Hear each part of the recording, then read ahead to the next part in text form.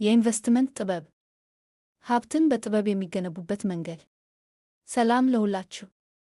ዛሬ ስለ ኢንቨስትመንት ጥበብ እነጋገራለን። ብዙ ሰዎች ሀብታም መሆን ይፈልጋሉ። ነገር ግን ሀብት የሚገነባው በዕድል ሳይሆን በእውቀት፣ በትዕግስትና በትክክለኛ ውሳኔ ነው። ኢንቨስትመንት ማለት ዛሬ ያለንን ገንዘብ፣ ጊዜ ወይም ሌላ ሀብት ወደፊት የበለጠ ዋጋ እንዲያመጣ መዋል ነው።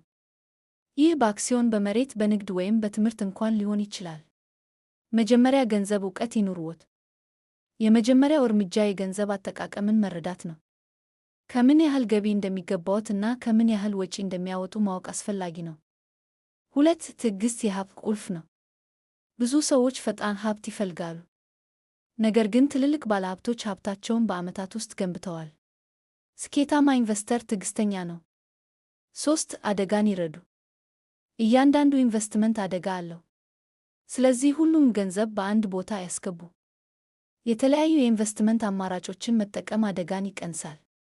4. ከመዋለ ንዋይ በፊት ያጥኑ። ማንኛውንም ውሳኔ ከመውሰደው በፊት መረጃ ይሰብስቡ። የገበያውን ሁኔታ፣ ዕድሎችን እና አደጋዎችን ይመርምሩ። 5. ከገቢው በታች ይኑሩ። የሀብታም ሰዎች ልማድ ብዙ ጊዜ ከሚያገኙት ያነሰ መኖር ነው። የቀረውን ገንዘብ ይቆጥባሉ እና ያስገባሉ። 6. በራስዎ ላይ ኢንቨስት ያድርጉ። አዲስ ክህሎት መማር፣ መጽሐፍ ማንበብ፣ ኮርሶችን መከታተል እና ልምድ ማካበት ከሁሉም የተሻለ ኢንቨስትመንት ነው። 7. ስሜት አይምራዎት። ፍርሃትና ስግብግብነት ብዙ ሰዎችን ያሳስታሉ። ኢንቨስትመንት በስሜት ሳይሆን በመረጃና በዕቅድ መመራት አለበት።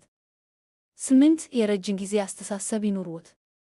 ዛሬ የሚታየው ትንሽ ትርፍ ከ10 ወይም 20 ዓመት በኋላ ትልቅ ሀብት ሊሆን ይችላል።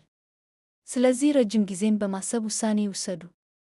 መደምደሚያ፣ የኢንቨስትመንት ጥበብ ብዙ ገንዘብ መኖር አይደለም። ትክክለኛ አስተሳሰብ፣ ትዕግስት፣ ተከታታይ መማር እና የተሻለ ውሳኔ መውሰድ ነው። ዛሬ በትንሽ ገንዘብ ቢጀምሩም በተከታታይ እየቆጠቡ እና በጥበብ እያስገቡ በጊዜ ሂደት ትልቅ ሀብት መገንባት ይችላሉ። ቪዲዮውን ከወደዳችሁት ላይክ እና ሰብስክራይብ ያድርጉ። ለጓደኞቻችሁም ያጋሩ። እና ተጨማሪ ስለ ፋይናንስ፣ ኢንቨስትመንት እና ሀብት ግንባታ የሚመጡ ቪዲዮዎችን ለማየት ቻናሉን ይከተሉ።